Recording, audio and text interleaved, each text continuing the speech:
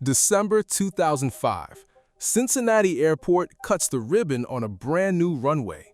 Officials in suits, speeches about the future, the fourth largest single airline hub in the world. Non-stop flights to Amsterdam, Paris, London, Frankfurt, Rome, Tokyo. An airport bigger and busier than cities twice Cincinnati's size. That exact same month, Delta Airlines announced it was cutting roughly a third of its Cincinnati flights. The runway they just opened, Delta would barely use it. Within 7 years, 22.7 million passengers down to fewer than 6 million. A 35-year-old airline shut down, 1,700 jobs gone, concourses going dark, one demolished entirely. Aviation analysts wrote Cincinnati off as a cautionary tale. They were wrong. Cincinnati didn't restore what it lost. It became something completely different. And somehow, against all logic, it worked. 2005. 22.7 million passengers, 670 daily departures, 600 of them Delta, non-stop to Honolulu, Tokyo, London, Paris, Rome, Amsterdam, a hub rivaling Chicago and Dallas. 2013, fewer than 6 million passengers, 33,000 jobs lost, over $1 billion in annual economic activity gone. Concourse C, $50 million, opened 1994, demolished in 2016. 2024, 9.2 million passengers, best year in 15 years. $10.5 billion economic impact, 58 non-stop destinations, the largest Amazon air hub in the United States, one of only 3 DHL global super hubs on the planet. This is not a comeback story, it is a reinvention story. And to understand it, you need to understand exactly how bad it got and who built the trap. 1977, Comair Airlines founded in Cincinnati. 3 men, a few planes, a few routes. By 1984, Delta establishes its CVG hub and Comair becomes a feeder. The relationship works, both grow. By 1993, Comair is the launch customer of the Canadair regional jet, the plane that defines regional aviation for 2 decades. By 1999, the largest regional airline in the country, 6 million passengers, 83 destinations, 101 aircraft, worth $2 billion. Delta acquires them. CVG becomes Delta's second largest hub, the 4th largest single airline hub in the world behind only Atlanta, O'Hare, and DFW. Amsterdam, Frankfurt, London Heathrow, Munich, Paris, Rome, Zurich, daily non-stops to Honolulu and Anchorage. But underneath the scale, a structural time bomb. Delta and Comair ran 600 of CVG's 670 daily departures, one airline, one alliance, one fortress. CVG was consistently the most expensive major airport in the country for passengers. 10 discount airlines tried to enter between 1990 and 2003. 10 left. When you depend on one airline, and that airline depends on you, you become the same entity. When one falls, both do. September 14, 2005, Delta files Chapter 11. December 2005, the same month CVG opens its new runway, Delta announces roughly a third of its Cincinnati flying is being cut. Officials called it temporary restructuring. It was not temporary. 2006, Delta cuts more. 2007, more cuts. Each reduction made the hub less viable, justifying further cuts in a downward spiral. The Delta-Northwest merger in 2008 accelerated it. 22% capacity cut in one announcement, then 17% more in 2009. Terminal 1 closed. Concourse C went dark. By 2010, everything consolidated into Concourse B. 800 more employees gone. July 27, 2012, Delta announces it is shutting down Comair. 1,700 employees, 37 years of history. September 29, 2012, Comair's last flight. Over. Fewer than 6 million passengers by 2013. 33,000 plus regional jobs gone. $1 billion in annual economic activity evaporated. CVG's impact fell from $4.5 billion to to $3.5 billion. The aviation world wrote Cincinnati a eulogy. De-hubbed cities don't come back. Pittsburgh had proven it. St. Louis was proving it. But the eulogies missed one thing. All those empty runways, all that abandoned ramp space, 2/3 of the U.S. population within a one-day drive. Louisville 60 miles south, but UPS already had it. Cincinnati had space, location, and no competitor from the integrators. The boxes were coming. 2009, DHL, which had abandoned Cincinnati in 2005 for a shiny new facility in Wilmington, Ohio, came back. The Wilmington experiment had failed. DHL returned to CVG, drawn back by lower costs and better infrastructure. Then, in January 2017, Amazon announced something that changed everything. Not a lease, not a contract, a $1.5 billion hub, the largest Amazon air hub in the United States, at Cincinnati.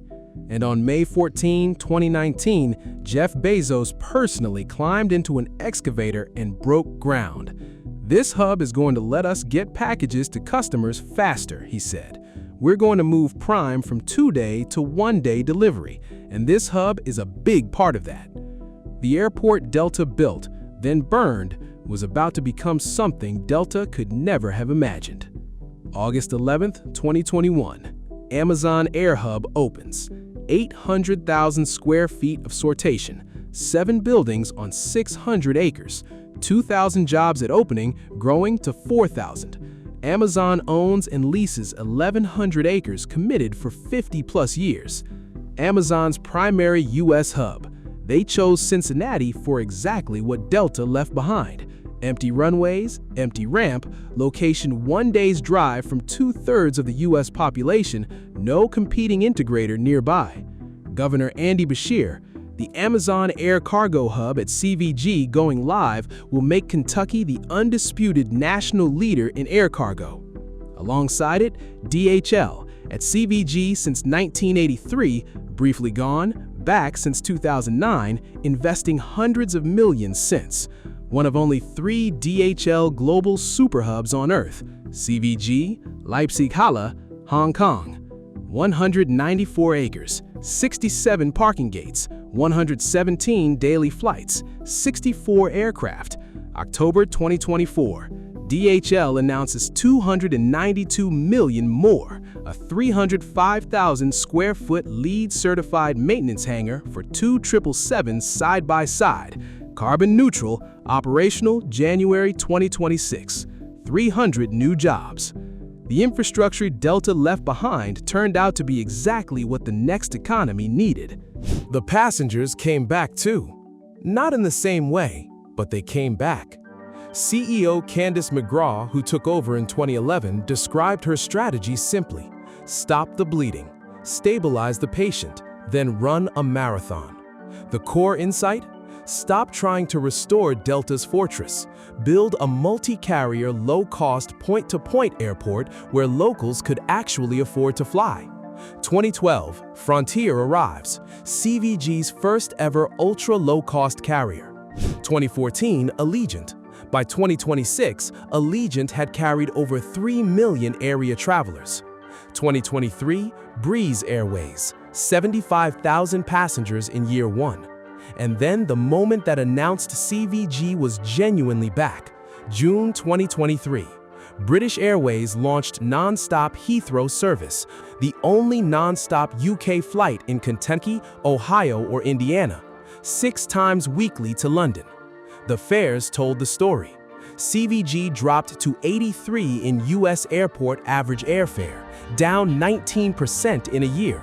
Locals stopped driving to Dayton, Columbus, and Indianapolis. By 2024, 9.2 million passengers, 58 non-stop destinations, 14 airlines. The most local passengers in CVG's 78-year history.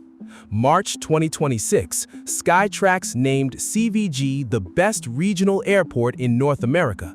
First place, 565 airports, 100 nationalities surveyed. $10.5 billion in annual economic impact, more than double the trough. Here is what the honest version of this story requires. Cincinnati Airport is not back, not the way it was. 22.7 million passengers in 2005, 9.2 million in 2024. Even on its best year in 15 years, CVG is still roughly 60% below its peak.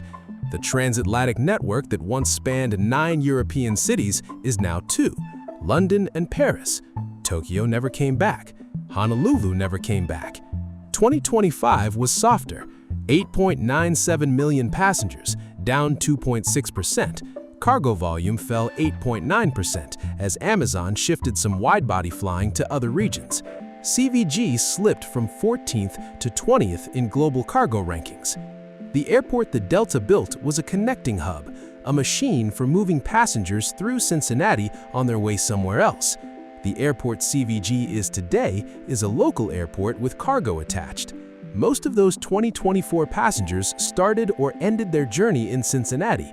That's actually better for the region's residents, but it will never reach 22 million again. The new CEO, Larry Crowder, who took over in March 2025, called CVG's trajectory a remarkable transformation and promised to continue the climb. He is inheriting an airport in genuine recovery, but not one without limits. The Amazon concentration is real. If Amazon restructures its hub strategy the way FedEx restructured Memphis, CVG's cargo story could change quickly. And ULCC competition is intensifying. Baltimore, Nashville, and Pittsburgh are all fighting for the same price-sensitive passengers CVG captured. Here is the full picture. In December 2005, Cincinnati Airport cut the ribbon on a runway that Delta barely used. Within 7 years, the hub collapsed. An airline that had defined the region for 35 years was shut down, and a concourse built for $50 million was demolished to make room for a de-icing pad. By every conventional measure of what airports are supposed to do, move passengers, generate connecting traffic, serve as a hub, Cincinnati had failed. And then it stopped trying to be that. It became the airport that Amazon needed when it wanted to ship packages in 1 day instead of 2. It became the airport that DHL needed when their Wilmington experiment failed. It became the airport that Frontier passengers needed when they were tired of paying Fortress Hub prices and driving to Dayton. The geography did not change. The runways did not move. The empty infrastructure Delta left behind turned out to be exactly the infrastructure the next economy needed. Cincinnati Airport did not come back from the dead. It came back as something different, and in some ways, for the people who actually live there, who now fly non-stop to London, who can afford a Frontier ticket, who work at the Amazon hub or the DHL maintenance facility, something better. The comeback nobody predicted happened because the people running the airport stopped trying to predict it and started building for something real.